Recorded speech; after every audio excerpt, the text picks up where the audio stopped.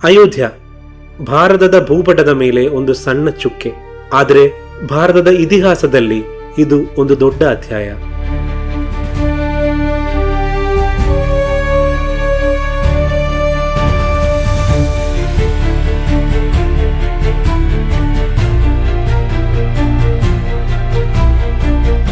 ಕಳೆದ 500 ವರ್ಷಗಳಲ್ಲಿ ಈ ಒಂದು ಜಾಗಕ್ಕಾಗಿ ಎಷ್ಟೋ ಇಂಕ್ ಖರ್ಚಾಗಿದೆಯೋ ಅಷ್ಟೇ ರಕ್ತ ಕೂಡ ಹರಿದಿದೆ.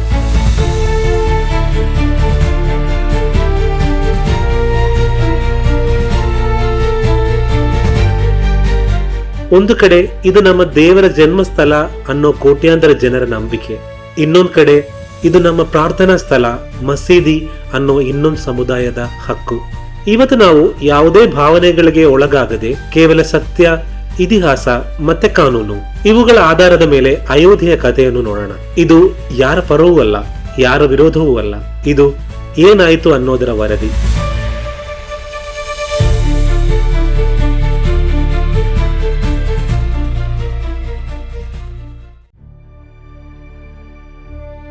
ಅಯೋಧ್ಯೆ ಸರಯೂ ನದಿಯ ದಡದಲ್ಲಿದೆ. ಪುರಾಣದ ಪ್ರಕಾರ ಇದು ರಾಮ ಹುಟ್ಟಿದ ಊರು. ಆದರೆ 1526ರಲ್ಲಿ ಭಾರತದ ರಾಜಕೀಯ ಇತಿಹಾಸ ಬದಲಾಯಿತು. ಬಾಬರ್ ಭಾರತಕ್ಕೆ ಬಂದರು, ಮುಘಲ್ ಸಾಮ್ರಾಜ್ಯ ಸ್ಥಾಪನೆಯಾಯಿತು. 1528ರಲ್ಲಿ ಬಾಬರ್ ಅವರ ಜನರಲ್ ಆದ ಮಿರ್ ಬಾಕಿ ಅವರು ಅಯೋಧ್ಯೆಗೆ ಬರ್ತಾರೆ. ಅವರು ಅಲ್ಲೊಂದು ಮಸೀದಿಯನ್ನು ಕಟ್ಟಿಸಿದರು. ಅದಕ್ಕೆ ಬಾಬರಿ ಮಸೀದಿ ಅಂತ ಹೆಸರಿಟ್ಟರು. ಇಲ್ಲಿ ಇತಿಹಾಸಗಾರರ ನಡುವೆ ಒಂದು ಚರ್ಚೆ ಇದೆ. ಮಿರ್ಬಾಕಿ ಅವರು ಬಾಬರಿ ಮಸೀದಿಯನ್ನು ಖಾಲಿ ಜಾಗದಲ್ಲಿ ಕಟ್ಟಿದ್ರಾ ಅಥವಾ ಅಲ್ಲಿದ್ದ ಮಂದಿರವನ್ನು ಒಡೆದು ಕಟ್ಟಿದ್ರಾ ಅಂತ. ಹಿಂದೂ ಪಕ್ಷದ ವಾದವೇನೆಂದ್ರೆ ಅಲ್ಲಿ ಒಂದು ರಾಮ ಮಂದಿರವಿತ್ತು, ಅದನ್ನ ಕೆಡವಿ ಮಸೀದಿ ಕಟ್ಟಿದ್ರು ಅಂತ. ಆದರೆ ಮುಸ್ಲಿಂ ಪಕ್ಷದ ವಾದ ಅಲ್ಲಿ ಮಂದಿರವಿತ್ತು ಅನ್ನೋದಕ್ಕೆ ಬಾಬರ್ನ ದಿನಚರ್ಯೆಯಲ್ಲಾಗ್ಲಿ ಅಂದಿನ ದಾಖಲೆಗಳಲ್ಲಾಗ್ಲಿ ನೇರವಾದ ಸಾಕ್ಷಿ ಇಲ್ಲ ಅಂತ. ಆದ್ರೆ 16ನೇ ಶತಮಾನದಿಂದ 18ನೇ ಶತಮಾನವರೆಗೆ ಅಲ್ಲಿ ಮಸೀದಿ ಇತ್ತು ಅನ್ನೋದು ಸತ್ಯ. ಅದೇ ಸಮಯದಲ್ಲಿ ಹಿಂದೂಗಳು ಕೂಡ ಆ ಜಾಗವನ್ನು ಪವಿತ್ರ ಅಂತ ಭಾವಿಸಿ ಮಸೀದಿಯ ಹೊರಗಡೆ ಪೂಜೆ ಮಾಡುತ್ತಿದ್ರು ಅನ್ನೋದು ಕೂಡ ಅಷ್ಟೇ ಸತ್ಯ. ಸಮಯ ಉರುಳಿತು, ಬ್ರಿಟಿಷರ ಆಳ್ವಿಕೆ ಬಂತು. 1853ರಲ್ಲಿ ಮೊದಲ ಬಾರಿಗೆ ಆ ಜಾಗದ ವಿಷಯಕ್ಕೆ 2 ಗುಂಪುಗಳ ಮಧ್ಯೆ ಘರ್ಷಣೆ ನಡೆಯಿತು.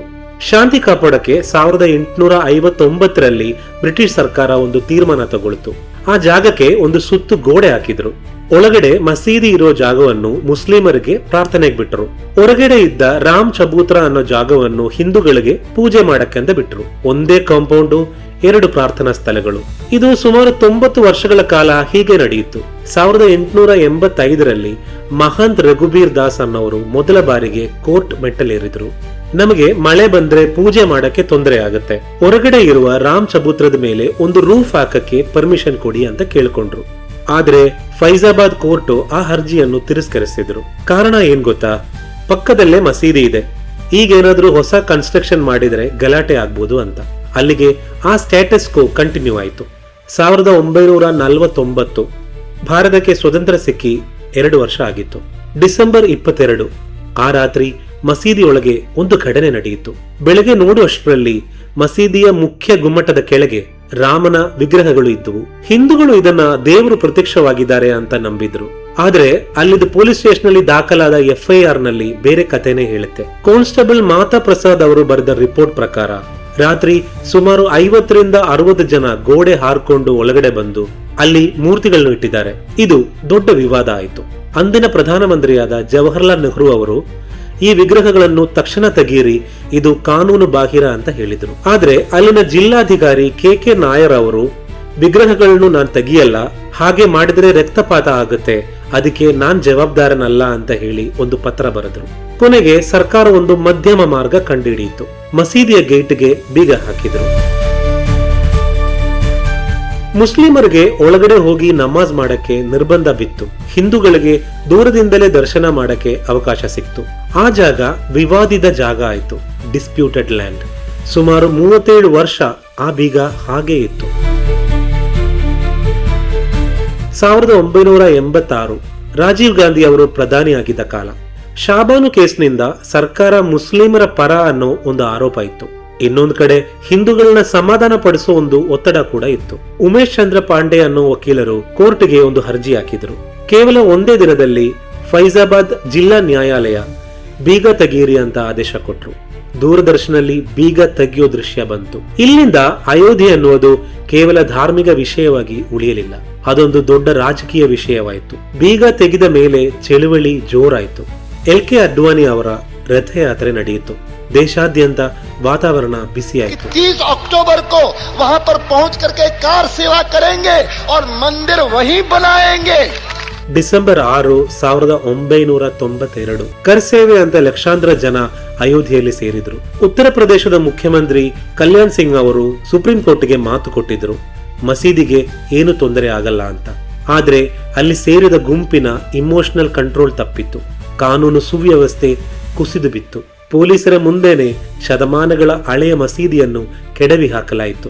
ಮುಂಬೈ, ಡೆಲ್ಲಿ ಸೇರಿದಂತೆ ದೇಶಗಳ ಹಲವೆಡೆ ಗಲಭೆಗಳಾಯಿತು. ಸುಮಾರು 2,000 ಅಮಾಯಕ ಜೀವಗಳು ಬಲಿಯಾದವು. ಇದರಲ್ಲಿ ಹಿಂದೂಗಳು ಇದ್ರು, ಮುಸ್ಲಿಮರು ಇದ್ರು.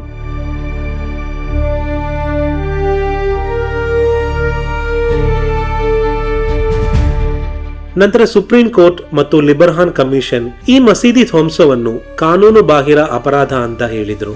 ಕೇಸ್ ಕೋರ್ಟ್ನಲ್ಲಿ ನಡೀತಾ ಇತ್ತು. ಅಲಹಾಬಾದ್ ಹೈಕೋರ್ಟ್ಗೆ ಒಂದು ಪ್ರಶ್ನೆ ಬಂತು, ಮಸೀದಿ ಕಟ್ಟೋದಕ್ಕೂ ಮುಂಚೆ ಅಲ್ಲಿ ಏನಿತ್ತು? ಅದನ್ನ ಕಂಡುಹಿಡಿಯಲಿಕ್ಕೆ ASI archaeological survey of India ಅವರಿಗೆ ಜವಾಬ್ದಾರಿ ಕೊಡಲಾಯಿತು.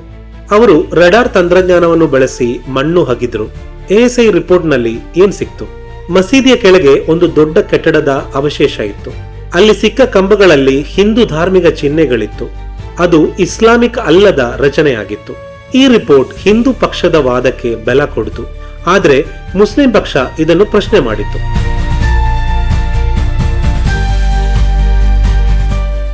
November 9, 2019 chief justice Ranjan Gogoi ಅವರ ನೇತೃತ್ವದ 5 ಜಡ್ಜಿಗಳ ಬೆಂಚು ಐತಿಹಾಸಿಕ ತೀರ್ಪು ನೀಡಿತು.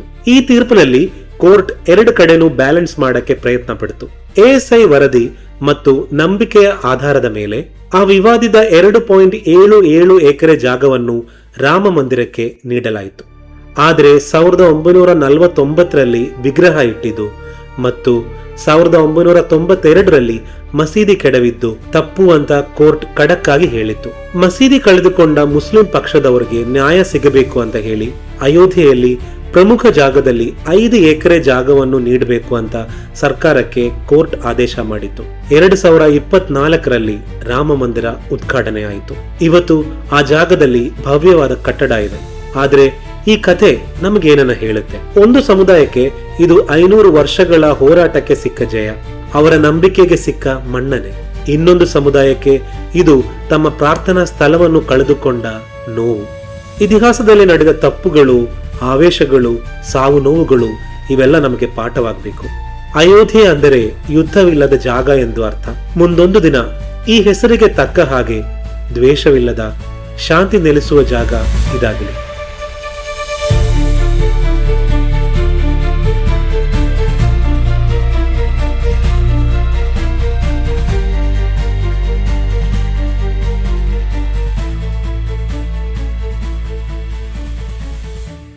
ಇದೇ ತರ ಮತ್ತೊಂದು ವಿಡಿಯೋದಲ್ಲಿ ಸಿಗೋಣ.